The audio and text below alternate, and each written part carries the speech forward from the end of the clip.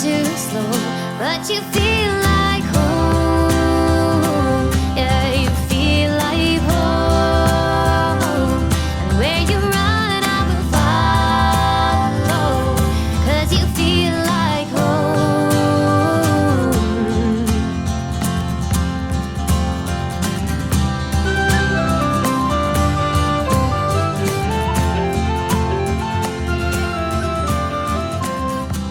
Hi everyone, my name is Lucy Moore, and as Chair of Right by the Sea, I want to welcome you to our 5th Right by the Sea Festival, coming to you from beautiful Kilmore Quay, County Wexford. We are delighted to be able to present an exciting programme to you, especially after the last 18 months of unprecedented challenges. Right by the Sea 2021 is the result of hard work on the part of our volunteers, plus support from our sponsors. And I want to thank especially the Arts Council of Ireland, RTE Supporting the Arts, Wexford County Council, and all our local sponsors. We sincerely hope you enjoy this event. And if you've a taste for more, please go to www.rightbythesea.ie to book other events during the festival or events that we run throughout the year. Now, I invite you to enjoy what's coming up. And I want to say thanks to you for joining us. See you all soon again. My name is Sylvia and I'm representing Hardware and Marine Supplies in Kilmore Quay. And we're very proud to be part of the sponsorship team involved in the festival. We love to see all the writers, facilitators and the participants coming down to Kilmore Quay. It's never the same, no matter what time of the day you come down here, it's never the same. It's fantastic. The change, the ebb and flow of the tide, the sound of the seabirds, the smell of the sea, the seaweed and the light. And the changing light on the salty islands is just magic. Yeah, great. Yeah, I'm a dog groomer, so basically a hairstylist for dogs. So I do anything from washing and brushing to the full styling part.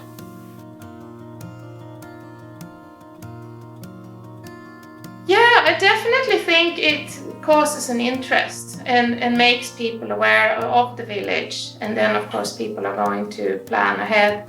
Autumn is boring, so it's a nice thing to do. Just to come down, enjoy the village and do all the workshops as well.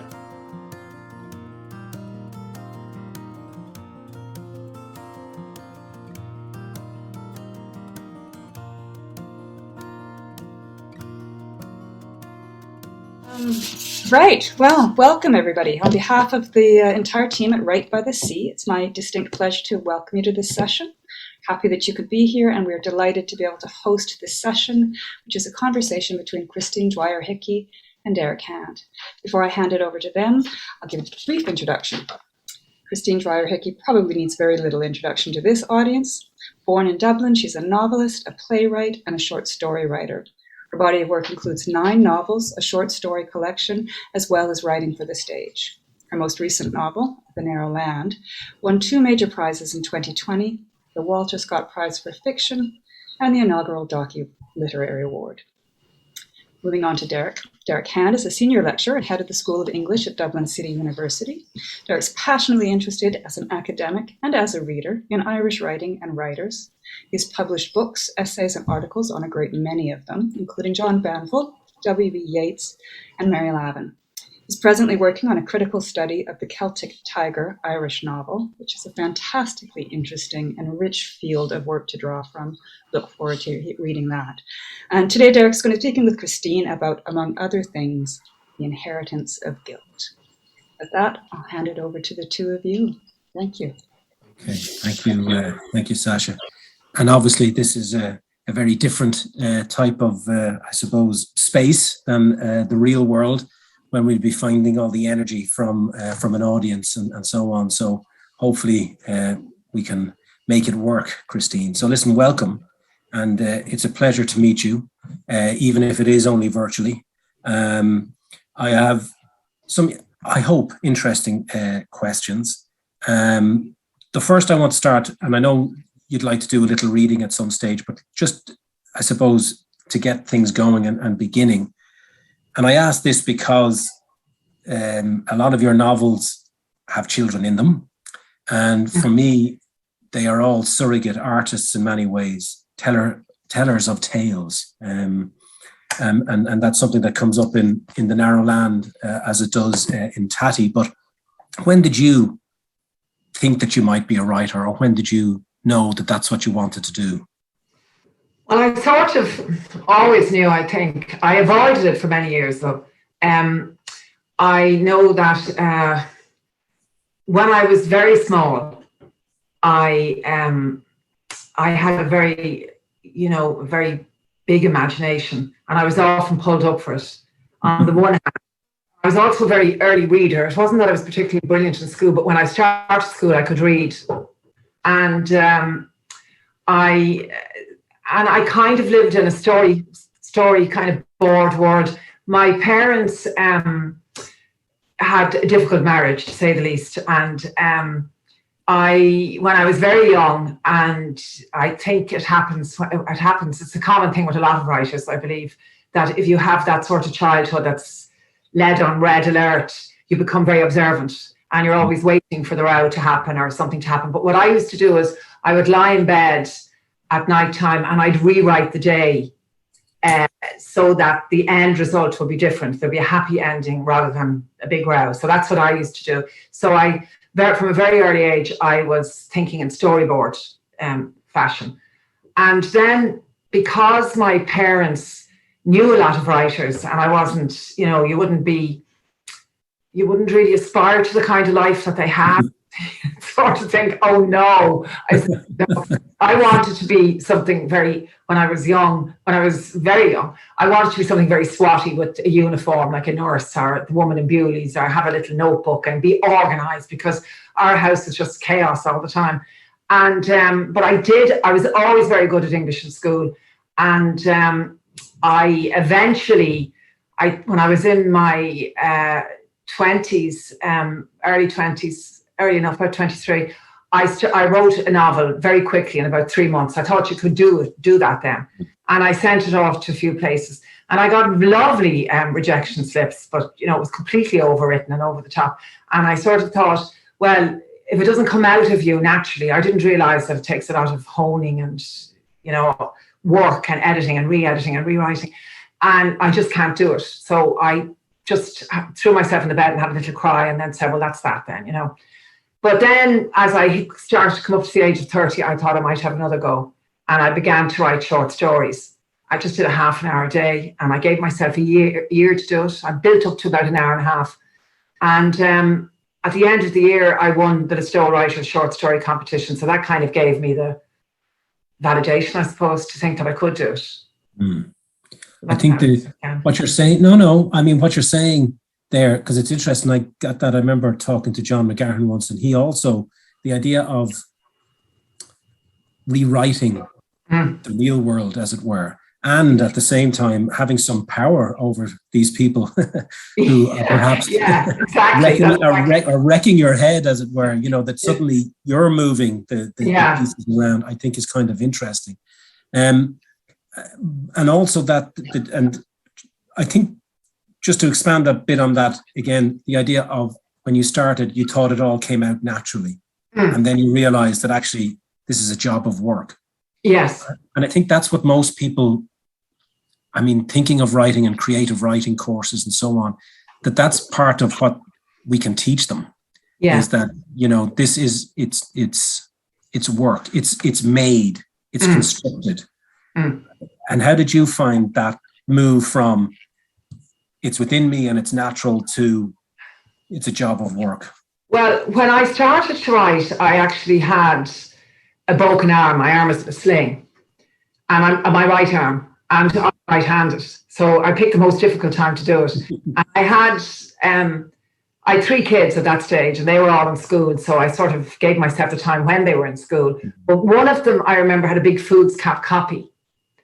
And I started to write by hand like this. I still have a deformed shoulder because of this.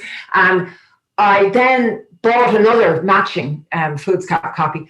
And so I'd write one day, and what I wrote the next day, I would edit in the notebook. So I kept going between the two. I still write like that. So I realized that if you had a paragraph, just the basics, you could change it and you could chop it and you could, turn it around and you could delete it, or you could just pick one sentence out of it.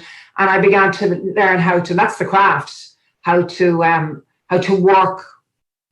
It's near almost like it's manual, but to work with that. And so that was something I realized then, oh yeah, you can do this. You just have to take the time to do it. And then very shortly after that, and it's still a tip that I give if I'm asked for my top tip to people who want to write, I would say I began to read like a writer instead of a reader. So see how it works, and when the tempo changes, and when it's time to leave a chapter, and the perspective and the characters and all that sort of thing. So I kind of instinctively did that. And I think that changed things too. And so do you still, is it a case when you read like a writer that you choose certain books to read in that way? No, I read whatever I'm reading. I read whatever I'm reading, but I find I do it automatically now. Like most people read like a reader, they go in and they say, oh, this is brilliant, or this is crap, whatever they decide. And they just enter into that world and they stay with it until the book is finished. But I can't help it now. I say, oh yeah, I see what you did there. Oh, what he did there. Oh, right, okay, you can do this, you can do that. Oh, that was clever. Why didn't he do this? So I'm kind of constantly analysing the book, which is a bit of a pain because it takes some of the pleasure out of it. That's a different type of pleasure, I suppose. Yeah. And so you mentioned there winning the Listo award. Are those kind of things important to writers? I think when you start, I think the first Listo Prize, to me, no matter what happens and what I win, or if I even win anything again, who knows what happens. But even say I got the highest award you could possibly get, the Nobel. Let's go crazy and just say that. I don't think anything would beat the thrill that I got from that first prize, because it just meant that I felt that I was supposed to do something, that I felt that, there was a point to me almost. I know that sounds very dramatic. But I remember I sort of sat on the stairs and sobbed, and I was ringing my husband to tell him that I'd won, and he thought somebody died, and it took ages for him to find out what had happened. And, and the next year I went on to win it again. I decided to enter it again, and I won it again. And that was simply because I had so much crack when I was down there to get the prize. Yes. And I did it again. I won it again. And the same year, I won a prize in the Observer Penguin Short Story Award. And but those two didn't mean as much as the first one. Yeah. Because I felt then I knew I was a writer. So it happens, it doesn't happen. I don't get hugely disappointed, or probably because I've had so many disappointments over the years. And I have to say, I wouldn't be hugely ambitious in that sense. My main ambition is to finish a novel. Yeah. Is there a difference then between writing for yourself and then writing for an audience or for the judges of these competitions? Or? Well, who knows what a judge likes anymore anyway, so there's probably no point in doing that. Maybe at one stage there's phases that people go through. But I think that some writers say, I hear writers sometimes when they're talking, and they say, my readers this and my readers that. Well, you'd never hear me say that, because I'm not quite sure who the readers are, first of all. But I imagine that because I'm always writing different kind of books, I don't have a set. So I don't know who I write them for. I come from the point of view of a character. And when I'm writing a novel, for me, it's very like making a film. I get my location on my first character. And it's like I'm watching the film be made. I'm watching a film on TV or something, on cinema. And I don't know what's going to happen next. But I get it right into the character. I only see, hear, and think what they would see, hear, and think. And I try to do that anyway. And like, even if I come out with a word, I'd say to myself, no, they wouldn't know that word, or they wouldn't use that word. So that's gone, or a phrase, even no matter how much I like it, I'll take it out. So I don't think about myself once I get into it. I'm gone out of the picture. So there isn't. So where does something start? You're saying with a character and a location. Yeah. But is there, again, I go back to what the writers talk about, like kind of images that their novel becomes a way of explaining that original image or filling it in. Or, making it move or live in some kind of way. I mean, is it just the character and you just don't know what's going to happen, or is there a sense of this is the story I want to tell, and then obviously things develop as you write?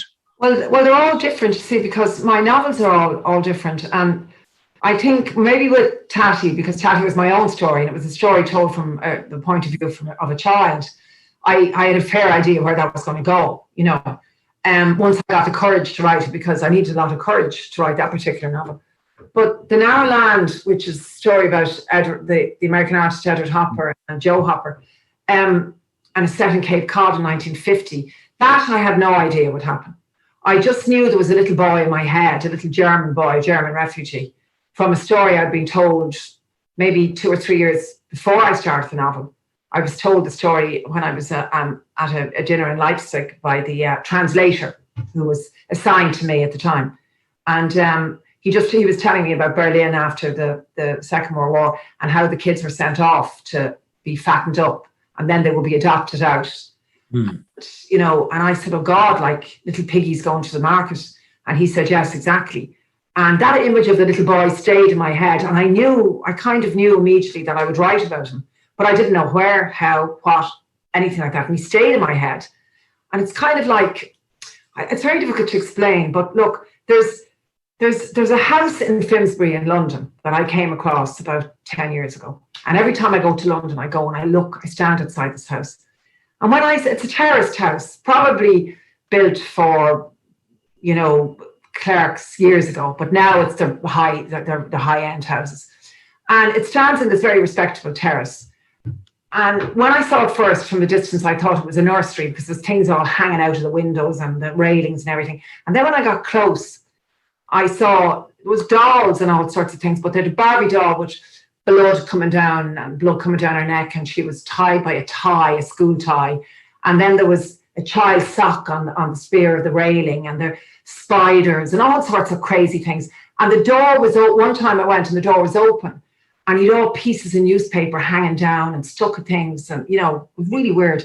And a breeze went through the house and everything moved. And I kept thinking, why am I so? I've seen it, and I'd say to my husband, "We go and look at the house." Why? He say, "We saw it about 10 times." And I realised it's because it's like looking at a writer's mind. There's all these things that don't make sense, but then suddenly the little breeze. This probably sounds ridiculous, but the little breeze changes and makes things move, and suddenly you find something. But also the idea that from a distance, it looks lovely, and then. There's other things chaotic, So the little boy stayed there, and then I happened to be in Cape Cod. I was in Boston doing a book thing, and we went down to this particular part of Cape Cod, which is different to, the Kennedy's end of things. A bit glamorous. It's very remote, very otherworldly, and the light got to me, and then I realised that this is where Edward Hopper had a summer house, and. I sort of thought my little boy could come here. I just knew immediately this is where my little boy was going to come. I could see the Hoppers maybe on the side of a dune painting, just cameo roles. And then once I started, they took over. They came over. Yeah. We'll return to that novel. But before we continue, if you'd like to take the opportunity to read something, if you've got anything that you'd like to... What? Will I read from The Narrow Land or...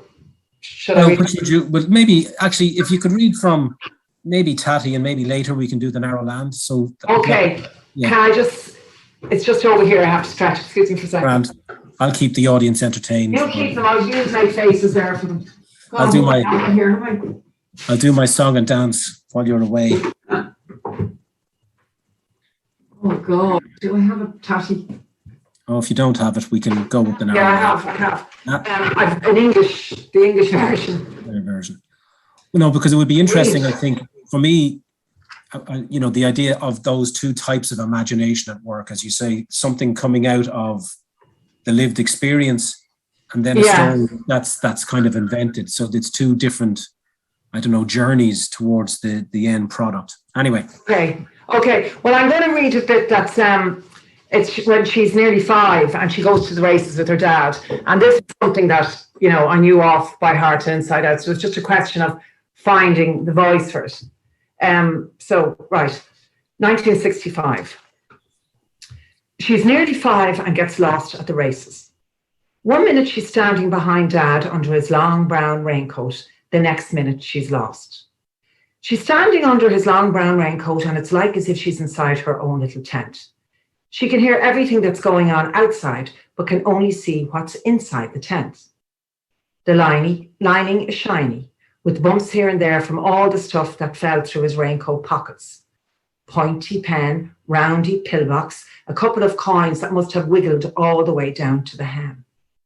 The bigger thing stayed in his pockets: newspaper, notebook, liver salts tin. And there's the big fat book full of horses' names that you always see him reading. She can see the bulge of his binoculars on the far side of the coat and can hear the little badges rattling off the strap every time he moves his arm. She can see the dark shape of him in a suit and can hear the people's feet running by in and out of the rain. Dad tells her that when he gives her the nudge, that means she has to grab hold of his jacket because he's going to start running and she has to run out behind him. Like a circus horse, he says. Do you know what I mean? She doesn't, but likes the sound of it anyway and can't wait for Dad to get going. She pulls her hands out of her mittens so she can keep a good hold of his jacket, then dances her feet up and down so they're ready to run the minute he gives her the nudge. But the rain is too bad, he says. The rain is long and icy. So he changes his mind and says he'll have to leave her behind. He pulls his coat away, lifts her up, and puts her down in a doorway near the men's smelly toilets. You stay here, he says, till I get back. Do you hear me now? You're not to budge, not an inch. He tugs her collar up around her ears, tells her to put her mittens back on, pulls her pixie cap down over her forehead, then leaves her. As soon as she stops seeing his long brown raincoat, she goes out after him. But there are too many big bodies in the way and too many brown coats, and the cold rain keeps smacking her on the face. So she comes back in and follows the heat into the bar. When Dad comes back to the doorway, there's no sign of her anywhere, and then he's up the wall. He runs around everywhere, pulling at people's sleeves. Did you see? Did you see? A little girl this size, copper colour hair, a fringe. He keeps going on about the fringe, even though you wouldn't be able to see it, because he's forgotten already about the pixie cap and that he's pulled it down over her forehead. The voice from the sky calls out her name. The voice from the sky tells everyone her business, her age, her size, where she lives, and what she is wearing. Brown jacket, brown trousers, yellow jumper. Dad told the voice what to say. If it had been Ma'am, the clothes would have been different. It would have been a biscuit-coloured sheepskin coat, chocolate brown slacks, a mustard polo neck sweater, a cream-coloured pixie cap. Because that's the way Ma'am always talks about clothes, like you could eat them. But Ma'am doesn't go to the races. She stays at home with Deirdre and Jeannie and Brian and baby Luke. Because Jeannie might have an asthma attack, and in any way she doesn't like to ask anyone to mind Deirdre on account of her always screeching.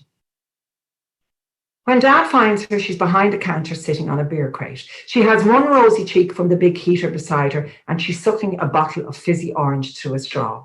She has one hand on top of the heater and her mitten is flapping from the string in the sleeve of her jacket. Dad starts shouting that it could have gone on fire. Then he starts shouting at the barman. Did you not hear her name being announced, you stupid fucker? Are you deaf? Ah, how could I, the noise in this place? And wasn't she grand in there? Not a bother on her. Wasn't she warm at least? You'd no business taking her like that. Didn't take me, she said. I went in myself. What did you do that for? Because the rain kept smacking me on the face and I don't like the men's smelly toilets. Then Dad starts laughing his head off. He lifts her up and sits her on the counter and all the men have to hear how he found her when she was lost. And she keeps on saying, I wasn't lost, I wasn't lost, I wasn't. But no one can hear her because the bar is stuffed with big men's voices bashing around. Leave it at that. No, thank you for that, Christine. I can hardly see it because it's quite small and I haven't got my reading glasses. And I don't know how long, but anyway. Oh, well, no, that was good. Look, Tatty was the One City, One Book last year. And what a year it was, as we know. We couldn't really celebrate it because of the pandemic and the way things were kind of shut down. And I've been thinking about this because I was meant to do something with you last year around that. And so it never came to pass. So I've been thinking about it for the last year. And I thought, it actually it was a very good choice for the One City, One Book, because Dublin plays a big part in it. And different types of Dublin, the kind of suburbs, obviously, but things like that, the races, which might not have now that they could have been, I can't remember if they were in the old Phoenix Park races or That's whatever. right, yeah. But it was part of people's lives, as it still is, but certainly that thing. I remember when I read it first, I was bowled over by the voice of Tatty. And your reading there, I think, only confirms that, because you capture the rhythms of a young child. I wasn't lost. I did this. I did that, and so on. I mean, you said it earlier that was coming out of your life, your story, and you felt that you needed to be brave to write it or to begin writing it. Can you just expand on that or tell us a little about that? Well, it's I suppose because my father was dead when I wrote this, but he always wanted me to write it, even though I would say to him, "You mightn't come out all that well in it yourself, and he'd say, "I don't care as long as the book is good." My mother did not take too kindly to it at all. She was still alive then, and I think it was because I had to face my childhood, and I had to think about it, and there was a lot of things in it. Now, I kept it I changed some things. I don't have any sisters. I just have all brothers. And I have one brother who is what we call special needs now. But when I was small, you'd said mentally handicapped. And it's an expression he prefers now because he can say it and people understand him. But he doesn't like saying anything else, like intellectually challenged. He can't say that. So anyway, I changed him. And but other than that, it's kind of very like my childhood was. And when I wrote it, I did it quite automatically. I didn't think about it. And now and then I would leave the day's work and maybe get into the car to have to do something or go and collect the kids or whatever. And I would say, I think that worked actually. Yeah, that was. And then I'd suddenly say, oh shit, that was true. That was actually true. And I get upset. And I don't know. I just had to kind of just make the decision to do it, and I did it. But I think things that come out of one's experience, I mean, does the writing alter that experience or your perspective on that experience? I'm not talking about therapy now, right? Yeah. I'm talking about knowledge, if you know what I mean. Yes, yeah. Well, you see, the thing about Tatty is, and it's funny you say therapy, because after my father died, I had difficulty coming to terms with his death, and I was kind of very upset by it. And I ended up going to see somebody, a therapist, who specialised in grief counselling and all that. And she said to me, why don't you write your story? You're a writer. Why don't you just start writing it for yourself and do it from a child's point of view, your child's voice. And you will see that it's not your fault, that things that happen are not your fault, can't be blamed. And that's where that came about, So I started it. And then sort of a little way in, I thought, oh my God, this would be a great novel. And the kind of ruthless novelist stepped up and I went and did it, and I went for it. But I think there is a danger, of course, that there has to be, that you have that adult perception, looking for the child's voice or the child's perception. But I tried to stay as near as I could. Physically, I would, get down on I'd look at the height of a 5-year-old and get down on my knees and look at the world from their point of view. And also, I have a very strong visual memory of my childhood and of the races and, the pubs in town and the Liffey and the Keys and, all that kind of stuff. And the men that worked for my father, everything. So I just sort of went into that too. It is a difficult one to do, but I just tried to stay in her mind. And because her point of view matures every chapter she's older, I had to grow older too and see it a different way too. Different perspectives, like the child. Yeah. I think for me, and again, this is it happens in the narrow land as well. But that sort of sense of the complicated adult world from the child's perspective. Yeah. I mean, That's good, yeah, but I look at my own child, and realize, you think, oh, it should have been all about me, right? And that's how I look at it. But of course, you realize, well, my parents had their own. They have their lives too, yeah. Yeah, and their own ambitions or desires and all of those kind of things. It wasn't, it should have been all about me, is what I'm trying to say, I suppose. But but I think that's one of the great things that you capture, because for me, you get that I understand where your father might say, I mightn't come out well of it, but that, like, there's a sense in which, well, it's complicated. I don't know if that's an answer, but I think that's one of the energies in those kind of novels, between the simple world of the child and then the complicated adult world. It had a lot of problems, I think, because simply as well, when we're adults, we like to think our children are a certain way, And I had to remember that they're not always these little darlings that their parents think. And I don't know, I'm still very close to my childhood. I probably haven't matured as much as I could have done. So that's helped. And I think having my kids very young helped as well, because it wasn't, I don't know. I was influenced, I suppose, too, even though it's a lot, the language, it's a simpler book. It's not as intellectual a book as part of the artist in the developing voice. Yeah. And, but I don't know. I didn't overthink it, to be honest, Derek, when I was writing, and I just stayed with the character and my memory and just sort of stayed. And went with it. There are things there. I mean, the fact that Tatty comes out of, not Tatty wearing Tatty clothes or something like that, but telltale tattle. Yeah. So the idea of the storyteller, compulsive storyteller, and also then the link between storyteller equals liar.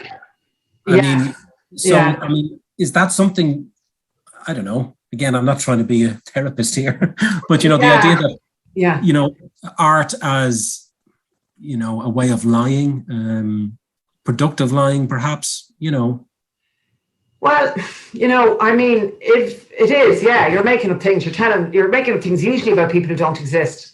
Yeah. And that's one thing. And then it's another thing if you're making up things about people who did exist, I think, anyway. Yeah. It's Tatty, the story, like when I was a child, I did tell a lot of lies because I was deflecting from my background. I mean, both my parents had a problem with alcohol, both alcoholics. And you're part of what's, an alcoholic family when, everybody is sick within it, even if he has problems with it. And so you don't know why you tell these yarns, but I would tell outrageous yarns so people wouldn't cop what was really going on. So even the most straightforward question I'd be asked, I come up with something outlandish. And, you can't do that in novels though, because they have to be believable, they have to be credible. Mm. But, I had to let Tatty do that too. No, but it is interesting to me, that sort of link between, the storytelling, the idea of something that's not real or invented, and then we might talk about lying or whatever, but it's just, and then this is the other thing, that when we were talking about a title for this talk, and you talked about guilt and so on, I mean, is there guilt in Tatty in terms of, what she does as a storyteller, or? No, well, there probably is. Yeah, you feel guilty because, again, if you're a child from an alcoholic family, you're a traitor if you tell, if you spill the beans.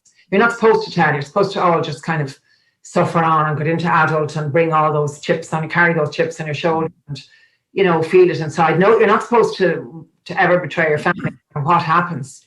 And then I had an unusual setup with the family because my mother left the family home. So my father was the principal carer. Well, really I was, but, myself and my father shared it, I'd say. But and it was quite complicated. But I found when I wrote Tatty that it helped more people than it helped me. I would not say, I mean, it came out the other day. I was doing a talk at something else with Boris, and I was with somebody and they were talking, and first time I kind of thought about it really, that I regret in a way ever writing it because I had things nicely buried and covered up and, you know, gravelled over, and then there was grass growing on top of that, and, you know, a bit of furniture on top of that, and something else. But it did help an awful. I got a huge amount of letters from people. It came out in 2004, and it came to the stage that, like, I was supposed to be the spokesperson for adult children of alcoholics, which became a burden in itself. But yeah, it was a mixed blessing. I mean, it was a great honour that it was chosen for One City, One Book, and it was a mixed blessing. But if I'm to be perfectly honest, there was a little part of me during COVID that thought, well, at least I won't have to keep talking about it in public. You know? Yeah.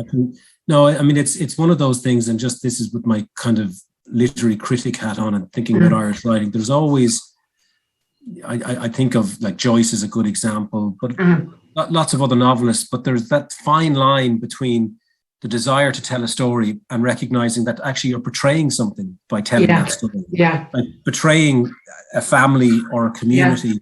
You know, that, like, in a world where we're asked to tell everything, to put everything on Facebook or on Twitter, you know, that the kind of reserve and silence, you think, geez, that's good. Somebody not speaking. So, you know. It's changed so much. I mean, I don't do social media, but it's changed so much in my time. Like, when I think of when I would go into the pub with my father when I was, you know, even a teenager, and he would say to the barman, anyone rings, I'm not here. And then suddenly have people saying, here I am in Goldens, and here I am, you know, the same pub. I'm going to the Jacks, and here I am, here's my pint. Here's a picture of my pint. You know, here's my pint empty. And you're kind of, every minute of every day is recorded. People get the time to think anymore, you know. No, I do. I think there is that, and it's something we might return to near the end. But, like, the idea of the position of the novel or the short story in a world like that, because that's what I find interesting. That in a world where everybody is telling everything to everybody else, what's the role of the novelist to tell stories? Well, they're not telling everything. They're telling everything probably about themselves. Some novels do. There's a lot of confessional novels in the last few years, I suppose, which is about the self. But I think still there's a lot of covering up. People don't like if their family. I mean, look at the recent West Cork thing. The two documentaries about the West Cork, and you know when you're looking at it, you're thinking they know so much more down there. I mean, somebody knows. But it's like what you said earlier. I mean, I think that's another impulse in telling stories. It's not to reveal things; it's actually to conceal things. Yes, it can be. You know, that it's the idea of, like, well, don't look at the reality. Here's a nice little thing. Here's something else. That to divert our attention. Okay, so listen, if we want to move on to the narrow land, and if you want to begin by sort of maybe reading a little from that, and then we can talk. Okay, well, I'm just going to read a very short bit from this. Let me see now. Which bit is it? This is Edward Hopper, because, you know, he is kind of, different people like different characters in this, but I think Edward Hopper is my one, you know. It's the one I relate to anyway, and the one I ended up still liking at the end. So it's 1950, and it's in Cape Cod, and he's 67 years of age at this stage, and his health is not great, and he's having trouble finding a picture and pinning it down, painting to do. And this is he's just learned that his doctor is now kind of advising against swimming, which is something that he loved to do too. So it aggravates this diverticulitis that he has. And so this is just a little bit where he remembers water, and he thinks about water and light and his childhood. He stands longer than he is supposed to stand. The dock discourages this sort of thing, standing in cool water, swimming in the sea. Bad for the urinary, he says, and then always seems keen to add that, oh, he has nothing against water. A good hot bath is fine. It's just the cold sea I'm against. A cold sea is no good for a man your age and condition. Yet it has been his way for such a long time, standing like this until his skin grows so cold that it feels as if it's lifting away from his body. A good stretch, then a long swim, followed by another stretch, and a few more moments of standing in the water. Finally, lie down on the soft, warm sand. The climb back up to the house has lately taken the good out of it. The doctor's orders had put the nail in the coffin. And yet, he is not quite ready to let go of it. Not something he has loved all his life. When he was a small boy, he could see it through his bedroom window. He would stretch out his hand and believe he could touch it. It had seemed that close. Why could he not feel it, he used to wonder. Why won't it allow me to feel it? He thought if he could just reach up to the window and open it down, he would be able to step right out and be there in the middle of it, splashing and floating and smothering himself in all that light. They had an Irish maid then, young to be so far away from home, though he hadn't thought so at the time. Inclined to sarcasm, which had annoyed his mother, but seemed to amuse his father. Mary, was that her name? Mary showing him how to skim stones on the water. That funny way she had of scolding him. You and your boldness, I'll cut your 2 ears off your head and feed them to the ducks.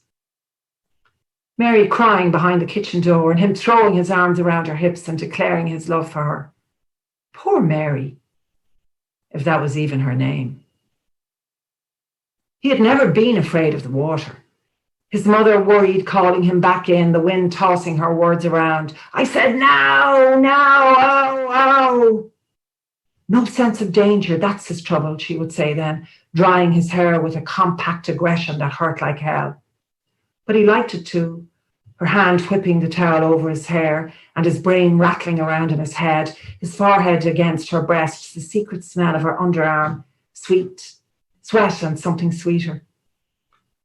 In later years, he would tease her that his early baldness was down to her hair drying technique. And then there was the river. He was maybe 8 years old by then, running downhill to it and being completely lost in the sounds and the smells of the Nyack boatyard. His father striding behind, calling out to him to slow down. But he couldn't slow down.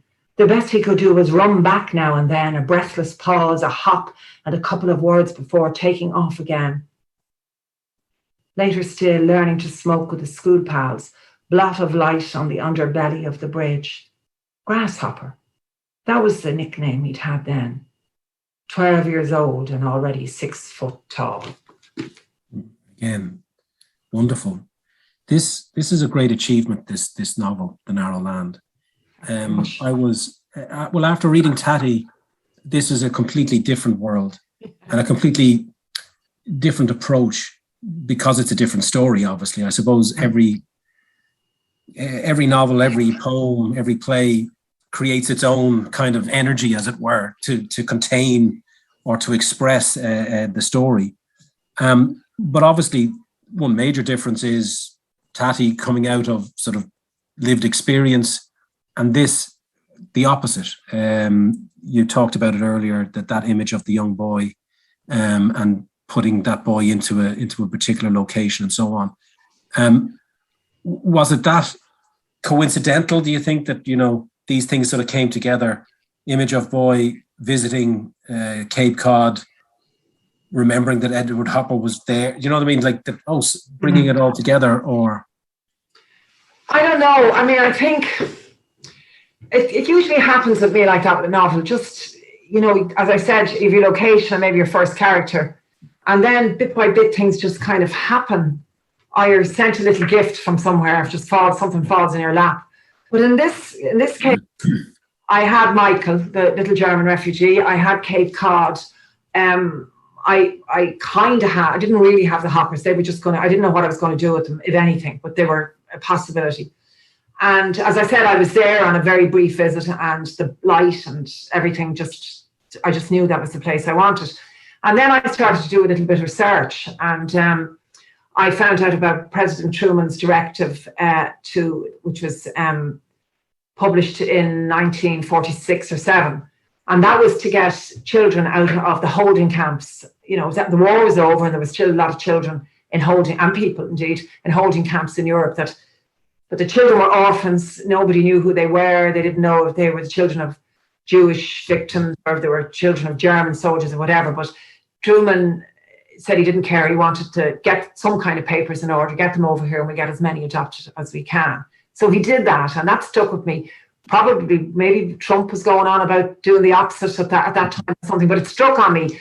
It's just that was another little thing that stuck on the wall, if you like. And then, what else then? Then I read Anthony Beevor's Berlin, and I was very much taken with that. And when I realized, I hadn't really realized that how much the people of Berlin had suffered, and at the end of the war and coming towards the end of the war, and I don't know, and that this is the idea of the inheritance of guilt too. About I had written one of a previous novel was set in was coming from Italy and Mussolini and all that kind of thing. And there's another child in that, a half Jewish little boy, and these were all little mixed up things that were going on in my head.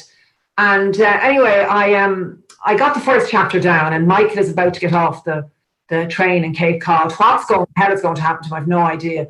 And just around that time, I was diagnosed with kidney cancer, and I had to go to hospital and have a kidney removed. All that horrible stuff.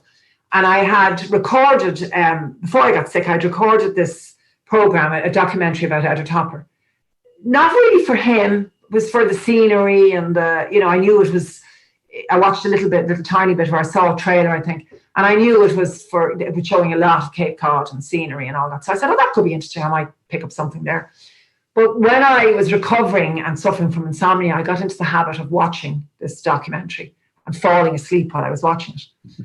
And I'd fall asleep to the sound of his voice. I mean, this was the real gift, this documentary, because he was in it physically and she was in it. Both of their bodies speaking, their voices. The scenery was in it, the music, everything about this documentary fed into the Narrowland. And to be honest, I don't think it would have been quite the same book had I not seen this. I probably wouldn't have used it. I would have come up with something different. Mm-hmm. And then when I recovered, I just knew that they were going to take over their marriage. I could sense a disappointment in her while they were being interviewed. And he had a very slow delivery and was very reluctant to talk about art, to have art. She would talk about art, and she was quite a snob. And she was very, very, very highly strung and doing her best to control herself. But I could feel the disappointment from her. And so there were all this kind of thing going on. And anyway, I went back to Cape Cod and rented an Airbnb on the same beach. So I was able to have boots on the ground and see like they did. And then it just kind of evolved from that, Yeah. Because it's really, really well rendered. I just, and when I was reading it, I thought, now we can Google things in 2 seconds and find out about Edward Hopper. Did he live there? Just to see how real is this, But I didn't do that. I sort of held off because I wanted to see where this is going to go. And I just found like the interconnected nature of the narrative. Also, I really like the kind of the pace of it, and then building up to the party, which I thought was great, because it's building up to this moment when everything kind of happens or doesn't, as the case may be. But also the way in which Michael, particularly, I suppose his situation is echoed in everybody else's situation. Do you know that kind of way? His homelessness, his something about his reserve. I think it goes back to what we were saying earlier, the idea of, people not telling their story. You know what I mean? He doesn't know his story, but one imagines even if he did, he mightn't be so interested in telling it, that kind of way. Yeah. Well, as soon as he arrives in America and he's adopted, like he's 5 when he's arrives in America, and he's adopted by the blue collar worker family. And the first thing that she tells him to do is to lose his language and not to call her Frau Aunt. And he teaches her to speak American. She teaches him to speak American. And don't talk about the war, and don't talk about Germany, and don't talk about anything like that, because he kind of represents the hurt that the rest of the people were feeling after the war. Even America in 1950 was flying, it was very prosperous, but there was a lot of underlying things. And Korea, of course, was just around the corner, even though, at the end of that summer. But they don't quite know that, or they're. But it was the kind of a thing that I had to go back in order to write it properly. I really did. I mean, I tried not to, and I ordered thousands, or well, not thousands, but a fortune I spent on books, Flowers and Fauna of Cape Cod, the Sky in Cape Cod, all this. But you're just there 2 minutes and you see it.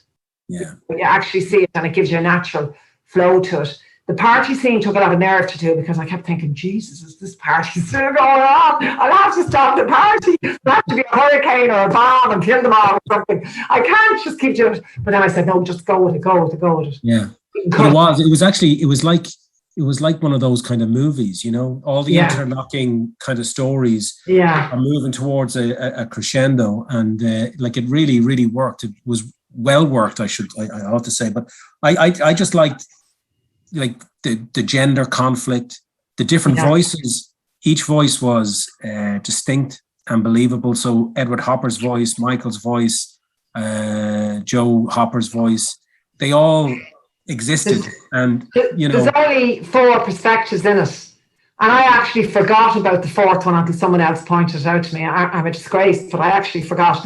And it's the 2 Hoppers, only one of the boys, Michael, and the Mrs. Novak at the very that's bookend in the beginning and at the end of the story. And nobody else's voice comes into, their voices don't come in, but the perspective, they're all the 4 of them. They're just the 4 angles. But it was kind of a funny one. It's strange. It's only beginning to slip away from me now that I'm working on something else. But yeah. And when did you make the decision that it would not be just Michael's voice, or that it would not just be Edward Hopper's voice? Or well, I read a biography about Edward Hopper, big, huge biography, and I did get some of the facts about it. The main difficulty, though, is in writing this was I didn't feel they were my characters because they existed, and I'm often very. I used to be very snooty about people using real live people and taking liberties, and I can sometimes get enraged at biographies, jumping to conclusions, insinuating something on page 52 and then by page 64 it's a fact, and there's no so I just get, if you saw some of the biographies down there, I'm writing all over them, how do you know, and all this kind of stuff. But anyway, and then suddenly I'm doing exactly that myself. So I had to be careful. I wanted to be respectful. So I wanted to make sure that there was a possibility of everything that I wrote may have happened. I would take something from her diary, maybe. Like she says in her diary that she bit his hand to the bone. And then I'd work the how that happened into it. Yeah. And then he only painted 2 paintings that year, Cape Cod Morning and the Orleans, the intersection at Orleans. And I imagined my way into those things. And will I show them? Will I show them to you? Sure, if we can. Because they might, Finbar might want to. What the hell did I do? I haven't there today. So I imagined my way into them, so they became part of the story. And like this one here, you see, that's the intersection of Orleans. Yeah. He comes up that road. And he sees that woman in the green dress, and they have a chat. And he sees Edward Hopper under those trees. And Edward Hopper did go to Orleans and did stand under those trees and did, sketch that. But there was no Michael, but I put Michael into that. But I just kind of imagined it. It's a bit like, when you're a kid and you see Mary Poppins and they step into the cartoon. And they're in it, And so I did it with that, and then with Cape, it kind of honed into Cape Cod Morning itself, and which is this one. That's the end, and that's at the end of the novel, and that is very clearly Joe Hopper. Yeah, this is only modelled once they got married, but quite often the women in his paintings don't look anything like her. Right. They're about a foot taller for a start, and they're buxom, But this woman here is quite buxom, and Joe Hopper wasn't. She was very petite, and I just was wondering. It's at dawn, and why is she there, and who's she looking out for? Yeah. And so these were things that I used to imagine my way into it. I thought for me, what I found kind of interesting was the Joe Hopper's disappointment as an artist, and how that fed into, those kind of social awkwardnesses, and, she was her own worst enemy, saying the wrong thing and so on. Yeah.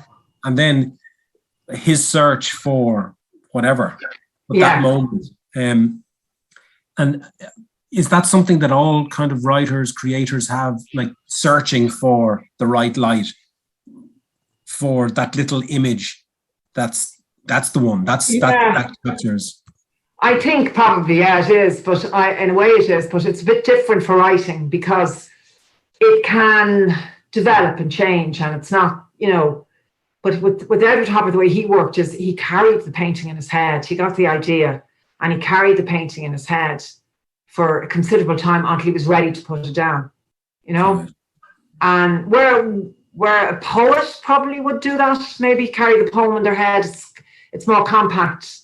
Yeah. But with a novel, you can waffle on, or you can, and then you can cut, and you can go here, and you can go there, and you can see where it leads you. Yeah. But there is a similar thing of that. You start from nothing. And then you're trying to sort of fill it in. And then you're trying to bend it, make something out of nothing. And how did you find sort of the American accent, as it were, and not just we the know American, it. but the 1950s American accent? Movies. I was worried about that Americans would think it was stage American, the way we think it's stage Irish. Yeah. But any Americans I showed it to, it passed. So I was very pleased with that. But we know American much more than we think. They wouldn't know us, but we do because we watch so many old films. You watch those films and you see the attitudes, and you see some of those terrific old films that were made in the 40s and the 50s. Yeah. So I watched a lot of films again, a lot of movies, but they couldn't have been made 1 minute after the end of 1950 because there were in it that hadn't happened yet. So I would just watch them before that. Yeah. And, I was, when I was a kid, I was quite sick for quite a lot of, I always seemed to be sick. And I did spend 3 months in hospital when I was 17. And, you watch the afternoon television, the afternoon films and that. So they stayed in my head, Yeah. But I think it does.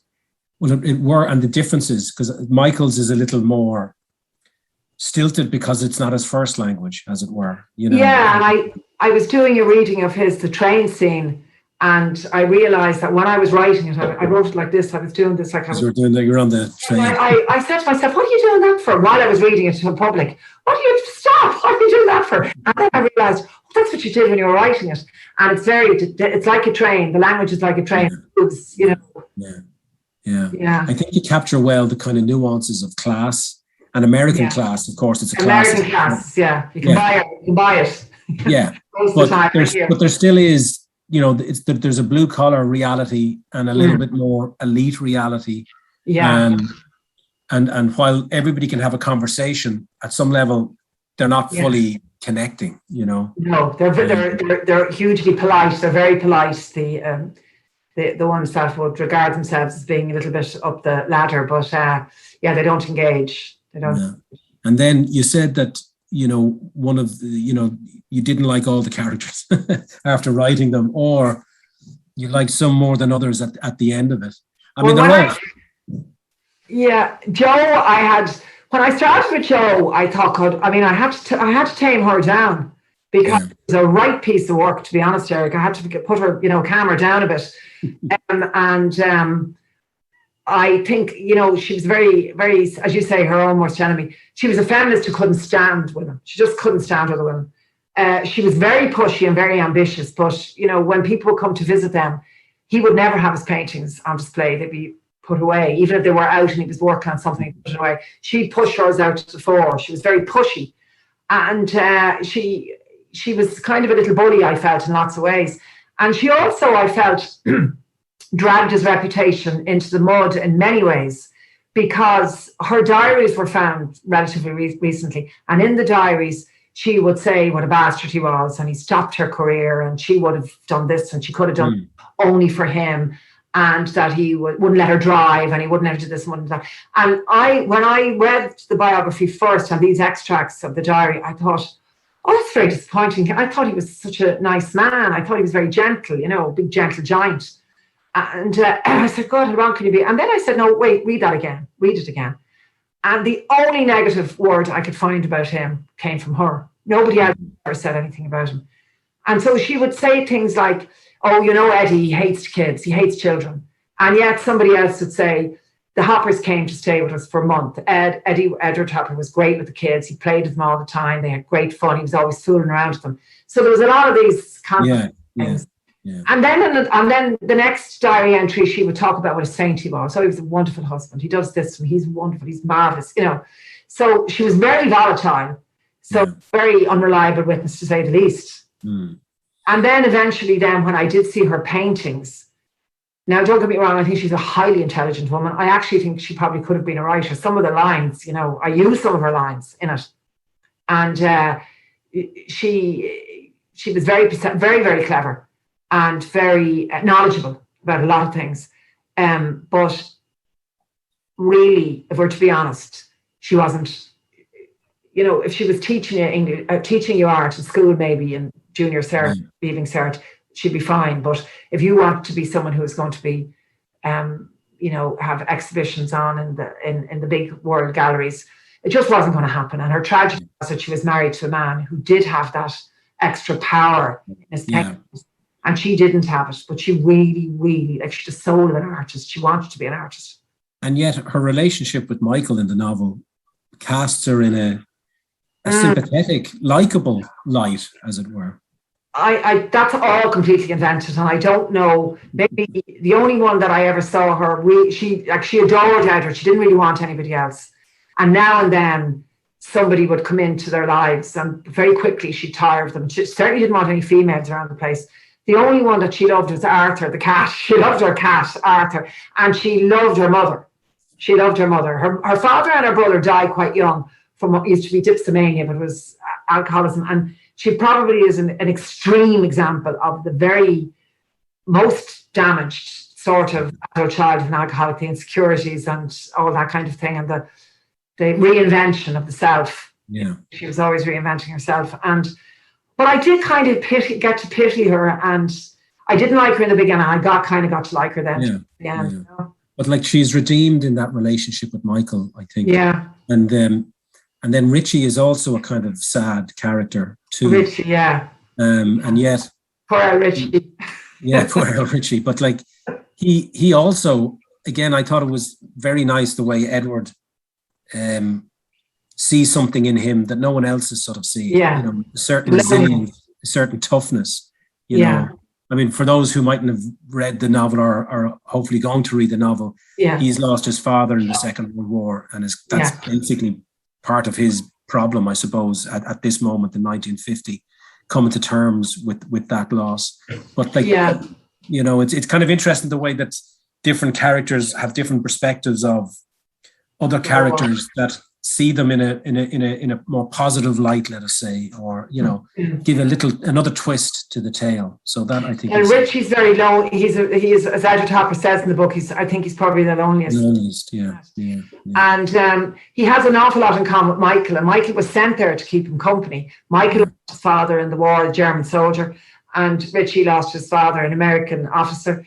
And they both have issues with food. Michael hides the food, and Richie sort of, you know, eats secretly and that kind of thing to console him. But they just don't hit it off, which can often happen with children. You force them together because of the same age. Well, I was something like that. That's, you know, I remember that in my childhood. Look, you go play with that guy. You're both the same age. You've tons in common. And you hate them. You just don't want to be with them. But anyway, I just think that's an interesting thing. And then Richie ultimately he becomes jealous of Michael's attention Michael gets. But look, I think all of these, and they're not little things. They're everyday kind of conflicts and feelings and so on. And I think what's interesting is that nobody is getting what they want out of their relationship with other characters. Joe is not getting it from Eddie. He's not getting it from her. Michael's not getting it from Richie. Richie's not getting, you know, and mothers. And it's like everybody is looking for something that no one is either willing to give or can give, you know. Yes. But like it's a beautiful book, and it's a great book, and I would recommend everybody to get their hands on it and enjoy it. You said that you're working on something at the moment, so you're letting go a little of the narrow land. Can you talk a little about that? Yeah, I mean, as you said, like last year was it was a very, very strange year for me because, you were getting suddenly out of the blue, these things were coming, these honours were coming. And, but there was none of the usual hoo-ha around it. So I actually forgot that I won the prizes because you don't have that, you go somewhere and there's a prize giving ceremony and all that kind of stuff. And the shops were even closed. You couldn't even sell any books. So it really didn't make, apart from the prize money in itself, which the tax man is waiting to get his hands on, I speak, it didn't make much difference to me. But it did mean that I held on a little bit longer, in my head, to Edward Hopper, and also to when I starting a new novel, I didn't get to immerse myself as much as I would usually do. And this is trickier when you talk about accents because it's set in London, and it's so difficult to do the London accent without it just turning into a big, all right, lovelies, this kind of thing. Yeah, the Mary Poppins thing. Yeah. And like at the end of 2018, my husband went to London for 3 months to do the research for this book. And it's kind of about the Irish in London over a period of time, but there's 3 main characters in it. A boxer, a trumpet player, and a barmaid who goes when she's 16 to London and never really leaves the pub. And it was a particular type of novel that was looking at isolation and all that kind of thing. And then COVID came, and there's nothing unusual about isolation. So I had to kind of rethink it. And it's beginning to, I've about 100 pages done now. It's kind of turning into a love story, which I don't usually do, in a way, a very strange one. But it's got all these different elements, that things I know nothing about. I don't even like boxing, but I've kind of gotten into it now. When I was there, I went to the boxing club that was at the end of the Grenfell Tower, and it was burnt. And so they built a new one for them. And, these are brilliant. I just love these people. Actually, I love them so much. I said to my husband, I feel like never writing another word. I'm just moving here and making tea and sandwiches for them all the time. I love them. They were brilliant. They were just the most real people I ever met. And they tell you all the business in 2 seconds, And I found I got into the ring and everything, with them, but to get a feel of what it was like to wear the gloves and all that. But then COVID came and everything sort of changed. And so I'm only starting back on it now. I'll have to go back to London. I'm going away on next Monday, for about 10 weeks. There's always a time when I'm at that bridge and I just want to cross that bridge. So I know that there's no turning back. And so I'm going to stay away for about 10 weeks, maybe a little bit longer. And we'll see what happens. Okay. Well, that's I never expect to finish a book, but if I do, it's kind of, I'll be playing with time. I've another book. My favourite book actually is called The Cold Eye of Heaven, which is a very Dublin book and about one man. And it kind of plays with time. And I'm playing a little bit with time with this as well. Yeah. Well, that's good.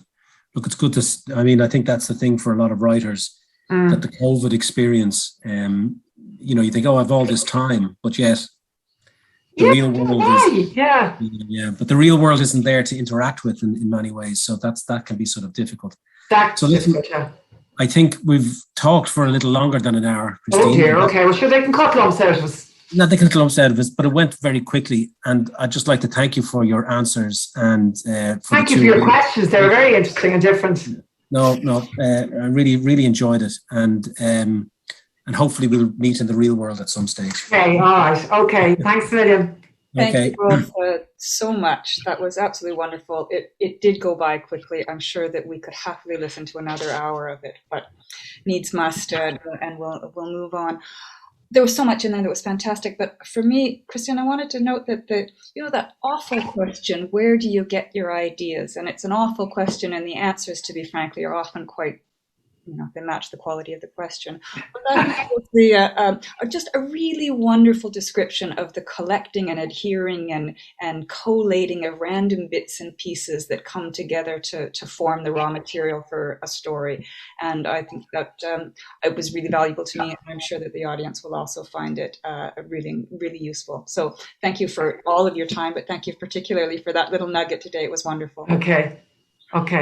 Folks, let us all hope that next year we can do this in person in beautiful Kilmore Key. We can walk on the beach and have a laugh Yeah. together. But until then, thank you so much.